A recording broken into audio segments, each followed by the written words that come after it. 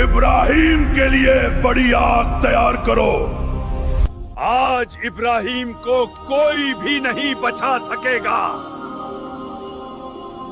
ये एक बादशाह का हुक्म था, ये पूरी कौम का फैसला था। हजरत इब्राहिम अलैहिस्सलाम ने अपनी कौम को बार बार समझाया कि ये बुत न सुन सकते हैं, न बोल सकते हैं, न किसी को फायदा पहुंचा सकते हैं और न नुकसान। लेकिन उनकी कौम अपने बाप दादा के तरीके पर अड़ी रही। वो पत्थर के बुतों के सामने झुकती थी और हक की बात सुनकर गुस्से से भर उठती थी। फिर एक दिन जब पूरी कौम मेले और जश्न के लिए शहर से बाहर गई, हजरत इब्राहिम अलैहिस्सलाम बुत खाने में दाखिल हुए।